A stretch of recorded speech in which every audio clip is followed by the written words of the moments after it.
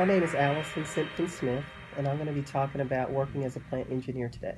I was brought up being very mechanical. So when I went to college, I decided to look at mechanical engineering. And I ended up being at a plant because I was very comfortable with things that I could touch and feel. So as a plant engineer, I had a chance to use my mechanical background with many of the functions and projects that I did at the plant. I also co-opted while I was in college, and the co-op rotation started my sophomore year, and I worked every other semester. So one semester I would go to school, the next semester I'd go and work, and I would alternate that for 3 years. It took me 5 years to get out of school, but it worked to my advantage because once I did get out, I was able to earn more pay because of my experience, and also I had a lot of credibility as far as the engineering work itself.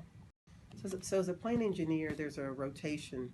You start out as an engineer, and you are given some responsibilities like projects, small projects. If you do well on the small projects, you get larger projects. And so I had a chance to actually build a warehouse at one of our plants, Plant Gaston. It was the biggest project that I had up to that point. One of the most important things at our plant site is what we call target first. We do put safety first. There's nothing more important than going home the way you came to work. And in order to be safe, it requires really a mindset of safety, meaning that you don't cut corners, you plan ahead, and you follow through. And some of the things that we do around safety is we ensure that we have on what we call our PPE, personal protective equipment. And that would include things like your hard hat, your steel-toed shoes, cotton clothing to make sure that you're not an electrical conduit, also earplugs and other safety gear that's required in that environment. One of the nice things about working with Southern Company is that safety will not be compromised. So no matter who you talk to, they're all about safety. So there's a sacrifice to working at a plant site because the plants they run 24/7, and your radio is on 24/7. There is no off time.